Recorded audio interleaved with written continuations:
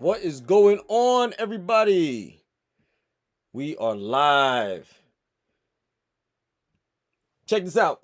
My name is Julien Stoutt. I'm a licensed personal trainer, licensed PE teacher, world record power lifter, special education teacher. Also here to take the fear out of fitness. We are about to take off and class is in session. For those of y'all who don't know, I reside in Colorado and we just got hammered. I technically am not supposed to have snow days yesterday and today because yesterday was a teacher work day. Students were gone. And today is a professional development day. And that too was canceled because we folks here in Colorado just got blasted with anywhere between 17 to 44 inches of snow depending on your location. So for those of y'all who live in Colorado, we are good. We are good. We are safe. For those of us who are wondering if I'm okay, you can see me. I'm okay. However, that is not the case for today. The case for today is simply, you see the title and thumbnail. Rosey Blair's commitment to health. Now, in a previous video, I was discussing the improper use of Ozempic and also pointing out that social media influencers who are choosing to lean into the pathways of health are now being bullied about their decision to take a weight loss. It's technically not even a weight loss medication. It's actually an A1C reduction medication, but one of the consequences of that medication is that you lose body fat and significant amounts of weight if in fact you are clinically obese. Now, full disclosure, I do follow Rosey Blair since finding out about her journey and about the bullying that she was experiencing as a result of making this profound decision to lose weight. She has lost approximately 60 pounds due to taking this medication along with modifications to her diet. I told her before airing, I told her I am going to be decent, kind, and fair because that's who I am, for one. But I'm also going to be fair and kind to her in the ultimate sense. But I am still going to break down the health components of what her decision is. And also be fair to her in the sense that the expectations of her journey is not ours, it is hers. But I can, as a fitness professional, explain where her journey could be and where her journey can end up. Now, she has not commented back. She has not, hit me up back. As a fellow New Yorker, I'm from the Bronx. You are from Dobbs Ferry. It is no secret. You post this you post your location.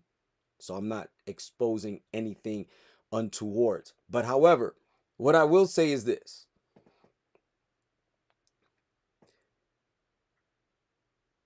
As I said to her is I am an anti-body shaming personal trainer, but I am also against false body positivity, which I like to call false positive body imagery. And the way I describe false body positivity is someone who hides behind the veil of body positivity while trying to avoid accountability. Now, this is not who Rosey Blair is. I am not in any way, shape, or form accusing her of being this, because she is out in the open. She is very candid about her journey. She's very candid about her decision to do a commitment called 75 hard. I've been following it.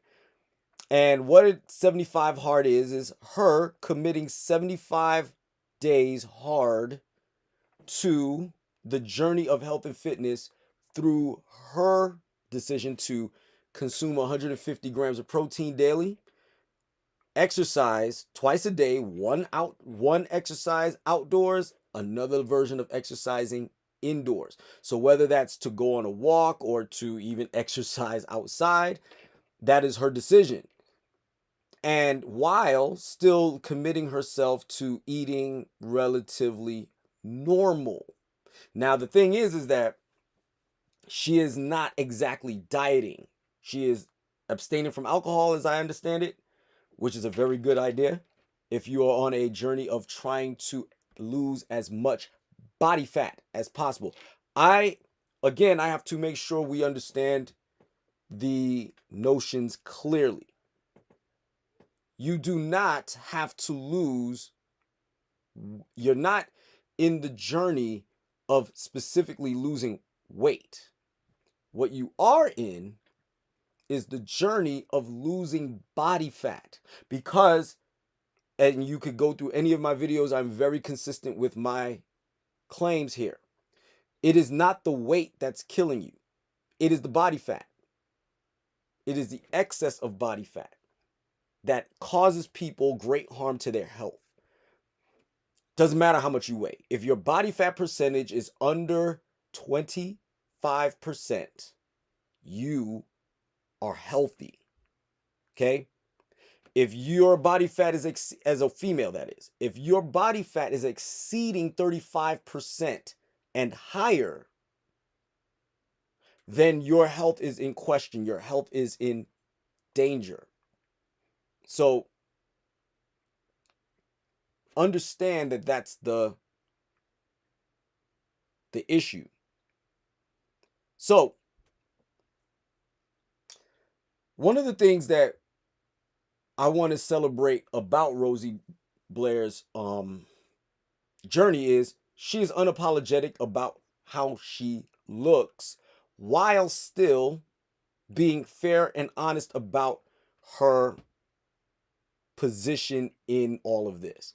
And one of them is that she feels like the conversation at hand was because she let someone get in her head.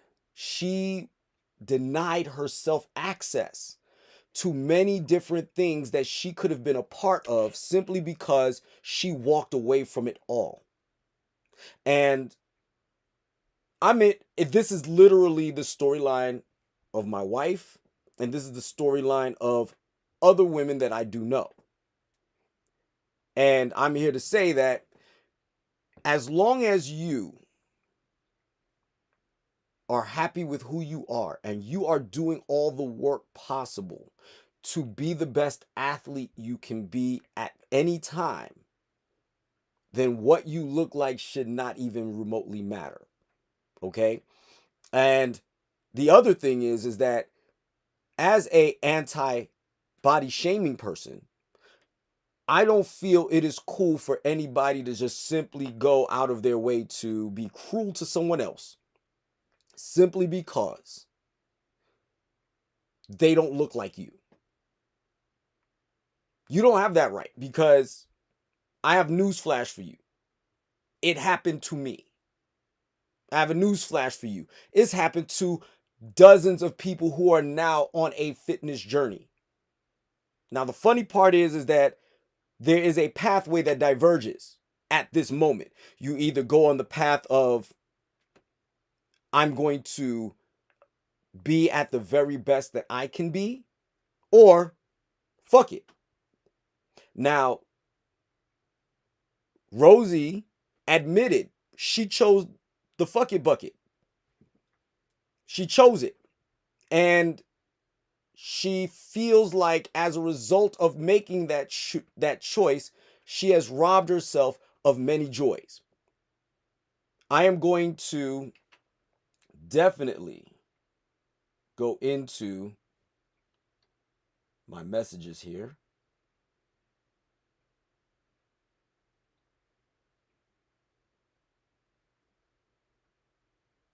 Let me see if I can get in here real quick so we can get to my messages. Yes.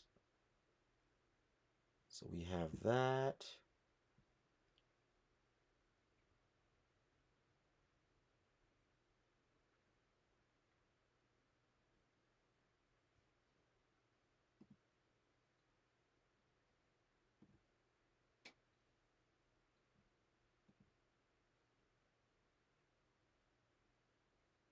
Let's go back. However, I will show you the message that I sent to her.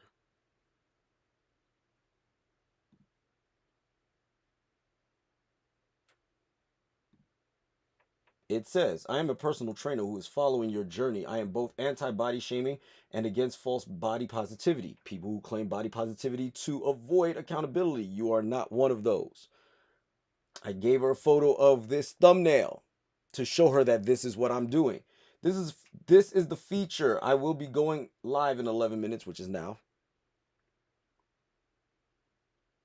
on YouTube. My channel is in my bio. I'm also from New York City. Good luck and God bless you on your journey. Now, what I'm also looking for is the channel I follow her on, which is 75 Hard. Let me see. General. Let's look at general.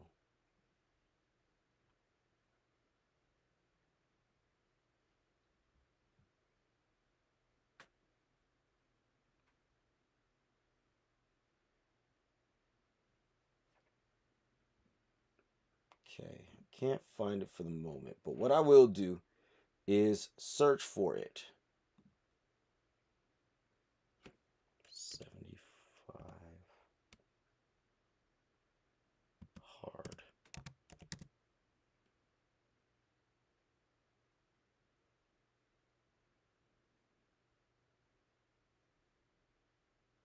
Let me go back.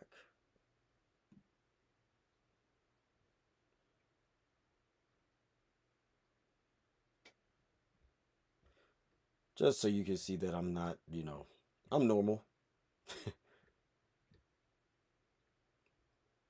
Shout out to my man to Machine. My man to Machine is a gangster. He does all the things that I would be doing if I was not focused on my powerlifting journey right now. And we are cool. He is an awesome dude. But what I wanted to do, here it is, 75 Hard. So 75 Hard, follow a diet with no cheats. Let's go back. Follow a diet with no cheat meals, no alcohol. Drink 1 gallon of water per day. 2 45-minute workouts per day. One must be outside.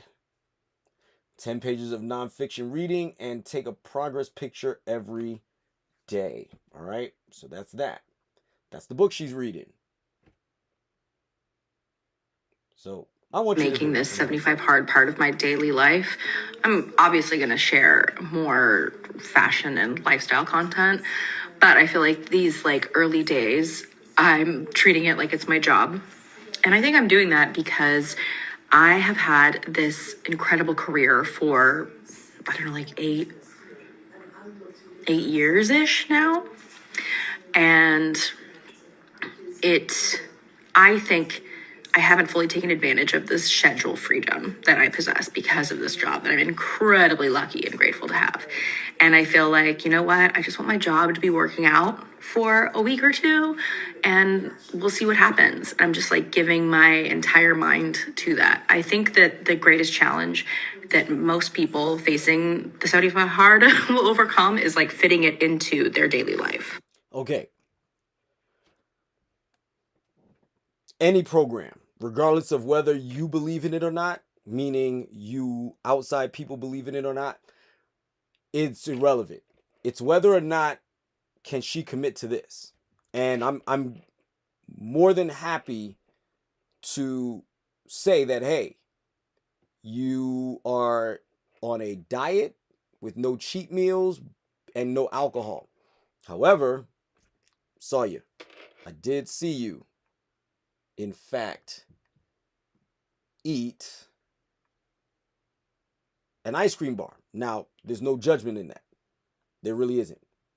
Eating clean for 75 straight days is hard for anybody, even me. I don't even eat clean for 75 days. Only time I eat clean, honestly, is when I'm either preparing for a powerlifting competition to the point where I am about to go into the weight loss portion of it, because I hover around usually anywhere between 150 to 155 pounds, but then I have to lose approximately anywhere between 7 to 8 pounds before competition, and that is usually the time where I usually break down everything, and I'm watching macros, and I'm eating clean, and I'm doing cardio religiously and intensely during that time frame, and I'm watching what I eat, and I'm drinking plenty of water and all of that stuff. However, for somebody to go 75 days clean, no cold turkey, no nothing, my salute to you, because that is not easy. However, it may be necessary for you to achieve the ultimate goal of what it is that you want to achieve. So let's go back and continue.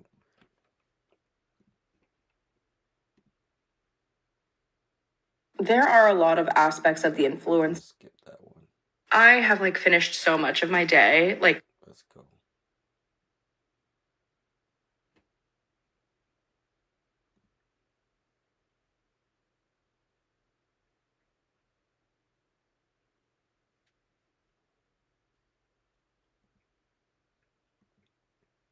Okay. This is me. I'm just covering her journey to a certain extent about how she decided to go off on this.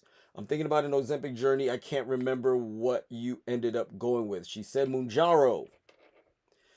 I say do it. I genuinely think that in terms of weight, there's something different inside my body than my skinny friends that has nothing to do with discipline. I've literally been on diets my whole life and been a vegan and been an exercise nut.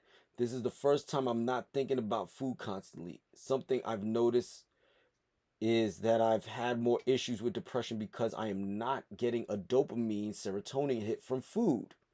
So I am finding new ways to manage. I literally used to think about the next meal after finishing one. What's for lunch? Immediately after finishing breakfast. Wanting to make sure I got more food than anyone else when we got appetizers in a group of friends. Now I literally eat what is on my plate and feel satisfied. So here's another thing. I want to actually cover this from a certain standpoint. First of all, the myth is of being a vegan makes you all of a sudden you're going to be healthy. No, you're not. Because it is all about calories in versus calories out. Also, the appetite to activity quadrant. So it's an act. I'm going to eventually start sharing these things that I've come up with that gives you a bigger visual to understanding how does the weight loss journey affect you. Now, like she said, there's a part of this that I'm going to read again just so to make emphasis. The first time I'm not thinking about food constantly. Something I've noticed is that I've had more issues with depression because I'm not getting the dopamine serotonin hit from food. That is, in fact, a thing. What you can do is supplant your dopamine hit from food with exercise, which you can actually do. However, that does not mean you should be trying to become addicted to exercise, because the dopamine hit is what you're getting addicted to, not the actual performance, right? So people don't get addicted to heroin. They get addicted to the feeling that they get from heroin, which is the dopamine hit that they're seeking from that. But again, different inside my body than my skinny friends. First and foremost, I am going to enjoy telling Rosey that you're not meant to be skinny, quote unquote. I want you, Rosey, to start thinking about this specific thing in general when on this journey of health that you're on. You are genetically built a certain way. I don't know what that is specifically. I can tell with certain aspects of you that I can tell you're larger than average. And I'm talking about the healthy version of you. I'm not talking about you as a person right now. I am talking about the healthy version of you. You are larger than average, and you deserve to be celebrated for being merely larger than average. Why is that? Because we all know men who are larger than average, and they are celebrated all the time. Why is it that we can't do the same for women? And this is part of the dichotomy that we are dealing with when it comes to health, body positivity, false positive body imagery, or false body positivity. All of that it's a conundrum that I'm here to destroy. I'm here to break it apart, set them across, lay them out on the table so that you can understand fully what is BS, what is real, what is good, and what is not good. All right. So your fitness journey is your fitness journey, man. I'm here to tell you that. What you're going to look like in your ultimate version is not going to look exactly like everybody else. You're going to look amazing. I'm going to say that. But you're not going to look like everybody else. You're going to look like one of 27 different people. That's the nuts and bolts of how I can explain it to you. I am glad that Ozempic is at least helping you on this portion of your journey. But what I will expound upon is that when you change your mindset from eating for enjoyment to eating to sustain your lifestyle, and you will then begin to appreciate food even more, because now you can combine your joy of eating with, and when I say your joy of eating, I'm not being disparaging when I say that, because I enjoy food, but your joy of eating with the necessities of what you're trying to do for yourself. So, for instance, like I pointed out that you kind of had an ice cream sandwich or an ice cream bar, right? I'm not shaming you on that, because a couple days ago I had a pint of ice cream myself, 1,100 calories of deliciousness. However, it's not my everyday, and I don't think it's yours. It's not. I'm speaking in ways that people can understand, that I'm trying to get them to understand on how I manage to keep myself balanced and how I manage to achieve the levels of fitness that I do while not driving myself mad trying to be quote unquote perfect. All right. I have my ice cream. I have my alcohol on occasion. I have committed to that. I have my breakfast, or at least I try to. And if I didn't get it in the morning, I will get my breakfast at night. All right. On top of that, I also commit to having a certain amount of protein a day, just like she is with 150 grams of protein a day. I commit myself to roughly around 140 to 150 grams of protein myself. Which is not very difficult to do. Also, if the occasion calls for it, I eat whatever's there. So if I notice that eating is going to be relatively difficult throughout the day, that is when I exercise the right to eat something higher in calories than normal. So for instance, let's say I have a very busy week coming up. And because I'm having a very busy week coming up, I need to be able to get those things done. So because I need to get those things done, I've probably lost focus on my breakfast eating that day, right? So instead of me, and I know I have an intense workout coming later, I will eat, let's say, a Subway sandwich. And when I say a Subway sandwich, not Subway the brand, but a sub sandwich. I will probably, I typically get a Philly cheesesteak sandwich on those days. If I don't, I usually bring my own lunch. It usually is consistent of some form of chicken or some form of steak with some rice and an appropriate condiment to go with that particular meal. And I go from there. I drink plenty of water and I just work out after that. And then after the workout, if if I'm going straight home, I will go eat whatever dinner it is that I've provided for myself that night, and I go to sleep. If I feel like having a sweet tooth that time, then I'll drink a protein shake. In the morning, I drink coffee to get me through the first portion of my morning, and that's it. Then on the flip side, I also sometimes, like I said, I modify eating breakfast at night if depending on if the calories in allows me to have it. But I just wanted to let you know that you're not supposed to be like your quote unquote skinny friends, because not everybody's meant to be quote unquote skinny. Everybody can be healthy, but not everybody has to be skinny. All right. So I just want to make sure you understand that. I'm going to go a little bit further.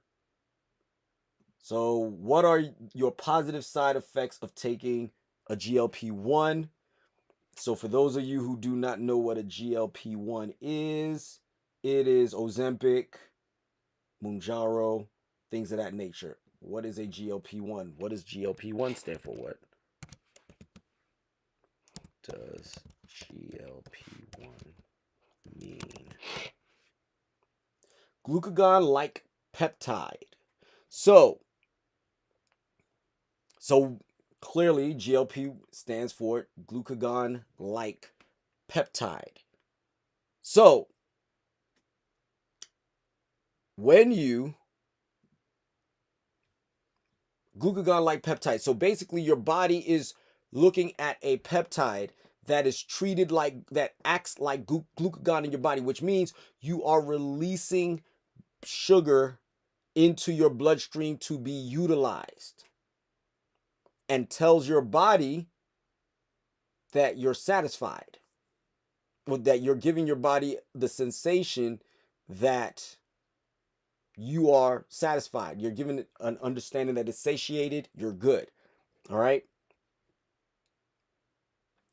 The physiology of GLPs, let's look it up real quick just to see.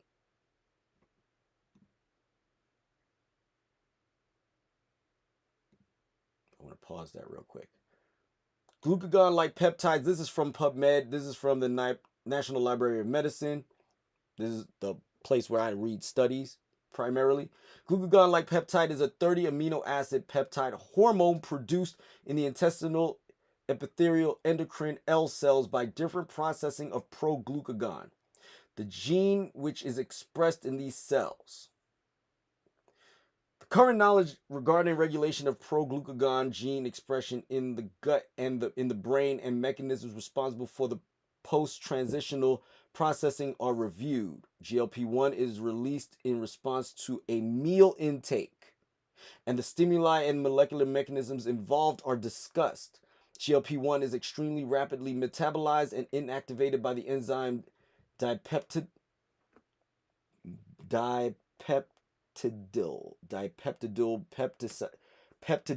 4 even before the hormone has left the gut, raising the possibility that the actions of GLP-1 are transmitted via sensory neurons in the intestine and the liver expressing the GLP-1 receptor. Because of this, it is important to distinguish between measurements of the intact hormone, or the sum of the intact hormone and its metabolites, reflecting the total L cell secretions, therefore also possible neural actions. What they're basically saying is that they're not certain whether or not it's the hormone itself that causes your brain to understand that you're satisfied, or is it the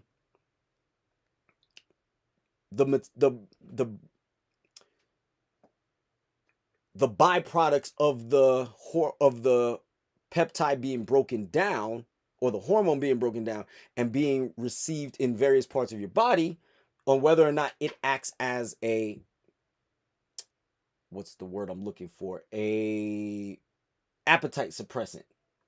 Okay, so to go back to explain this, let me go back.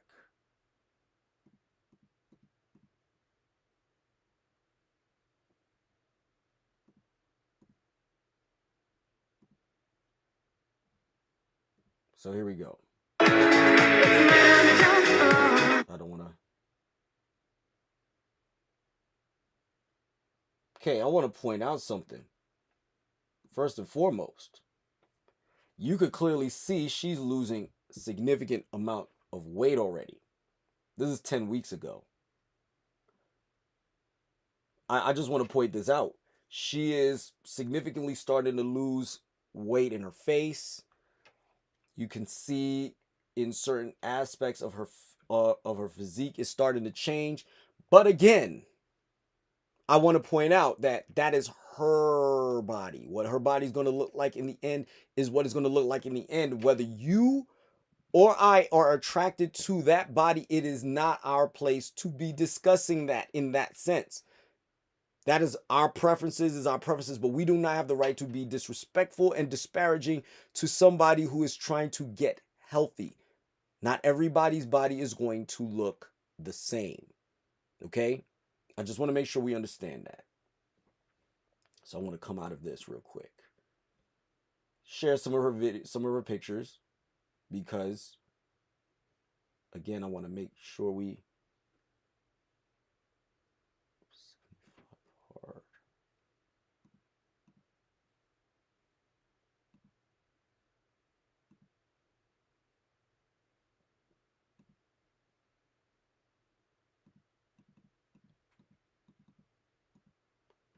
anyway.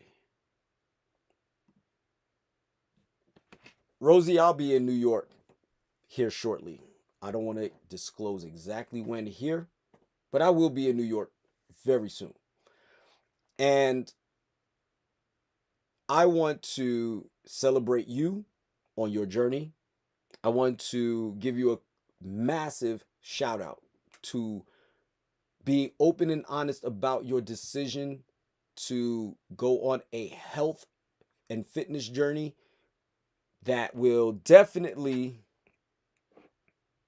be one to celebrate. And also, I wanted to go back and point out something else as well. In the video that I did just recently, I wanted you guys to understand something, and I wanted to point out something. The fitness influencer that I actually covered on Wednesday, she is 5'7", and she's 5'7", and what's so dope is I called it.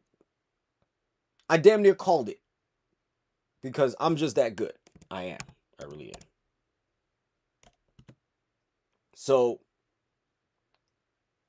when I say I do this in real life, I really do this in real life.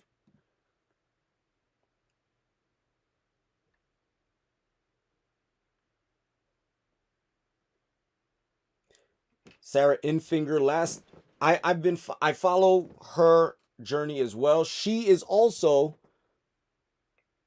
a fitness person herself. She educated herself and is now a fitness influencer, and I am more than happy to share the space with anybody. This is not, when I say the space, not here the space, but I'm talking about the space of fitness in general with anybody and everybody. This is an all-inclusive thing. This is not a competition, so to speak, right?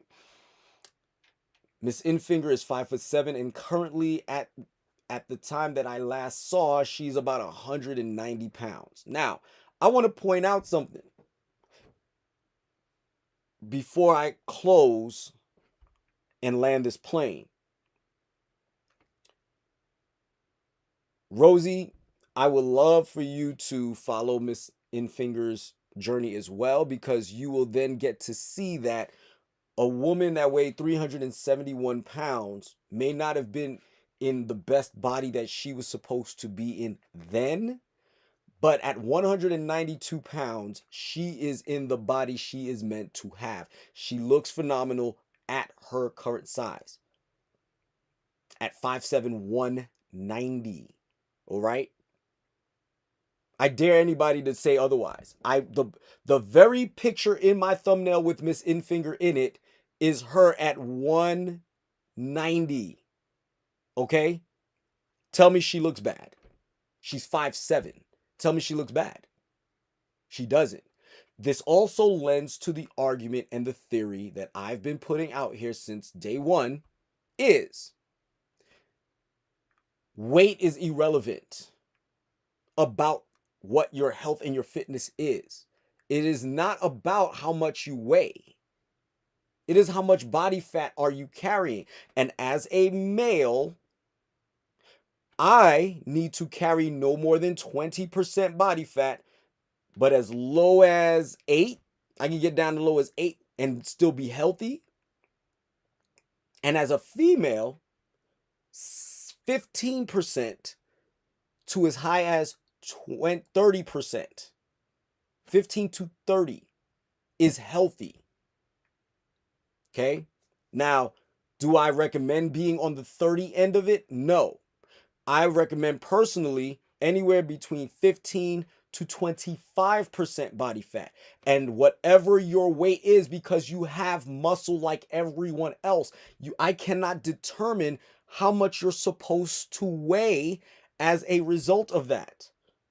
I can, once I have the numbers, once I know your body composition, then I can give you a definitive number as to what you're supposed to be. But I cannot look at you and then say, because you're 5'7", you're supposed to be 145 pounds. Or because you're 5'7", you're supposed to be 160 pounds. Clearly that's BS, right? Because Miss Infinger destroys that theory. Does she not? At 5'7", 190 pounds, and looks phenomenal, she does not fit the mold of what society standards is. And that is juxtaposed to any height, short, medium, or tall. So, I'm going to land this plane. Guys, I am showcasing these influencers for a specific reason. I'm showcasing these influencers because you need to understand that you do not know what the hell you're doing or talking about when you, the outsider of fitness, are critiquing the body of a person, especially if they're a woman. You don't know what you're talking about. Some of y'all, I read comments, and I see y'all on social media talking trash about people. Oh, I can't be with a woman that big, or I can't be with a woman this skinny, or this tall, or this, that, the other. Stop it. You don't know what you're talking about. She's fat because she says she's 5 feet 4 inches tall and she weighs 170 pounds. Stop it. That's not true. That's not even close to true. It could be true if that woman's body fat percentage is off the charts. 100%. But if she's not, I guarantee you, I've seen women of different fitness levels weigh different weights. And based upon their height, they're obese or they're overweight. Shout out to my business partner. She is 5 feet 1, and probably last time I checked, she weighed 150 pounds. I got news for you. I'll pull up video on her and you tell me, where is she fat? As a matter of fact, better yet, I will do that. I will definitely do that. Before I go, I will pull her up real quick.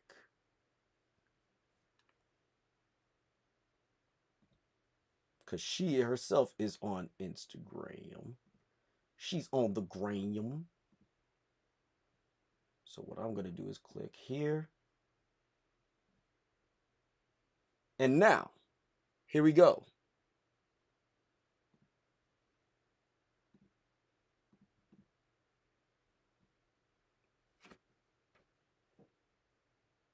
I'm going to pause it. She's 150 pounds. She's 5'1". Where you see fat? Show me the fat. Show me the fat. I dare you. I triple dog dare you. Show me the fat. This is why when you hear height over weight, you shouldn't be talking. You shouldn't talk because you don't know what you're talking about. Muscle is denser than fat. So when a woman who's 5 feet tall, or 5'1" for that matter, weighs 150 pounds, you hear that. Oh, can't be with her. She's fat. She's chubby. She's this. She's that. And you're making these offhanded comments. And they're not necessary. But none of you, well, A, would say that to her face. But B, none of you would call her fat if you saw her looking like you just saw her. So this is why when you guys are making these offhanded comments about who is what is what, and whether or not it's attractive or not, because they weigh something, because if there's a number attached to their gravitational force, you guys need to stop. And I'm going to keep reminding you that this is not the way we go about this. This is not the way fitness is meant to be. You do not have the right to shame somebody because of their exact weight. You don't have to. You have the right to shame them because of their body fat percentage. You can speak to them about the concern about their health if that's what you're concerned about. If you're not concerned about their health, kick rocks and keep it moving. You don't have the right to say anything to them. If they're presenting themselves in an inappropriate manner, that might be something. Just like I would say something to Jada Pinkett for walking around in a thong, Sierra for walking around in a thong, I'll say the same thing about Lizzo walking around in a thong. It's not appropriate for us to be seeing on a regular basis. It's not. If you're on a red carpet somewhere, cool. Laker game, not so much. Movie premiere of your features or whatever, fine. Walking down the street in Walmart, no. It's a time and a place for everything. That's beyond the pale of what I'm talking about. But some of you have comments about these women who are larger than others, that they're wearing clothes, and because they're not wearing the clothes that you approve of, that you got something to say. And I'm not talking about clothes that you approve of in the sense of, like I said, it is not, it is revealing. It is too revealing for anybody to be wearing. That's one thing, but we're not talking about that. We're talking about she's just wearing clothes. She's wearing yoga pants and she's exercising, and you got something to say. These are the types of things that I'm not for. So, guys, I appreciate your time. So do me a favor. Go ahead and click the like button if you lasted this long. If you have not, good luck to you next time. However, on the other side, I would like to also say, click the all notifications bell when you subscribe, so that way you get every bit of information I put out. Don't forget to like, subscribe, share, follow me on Facebook, Instagram, and on YouTube. Have a nice day. Be the best you. Class is stout.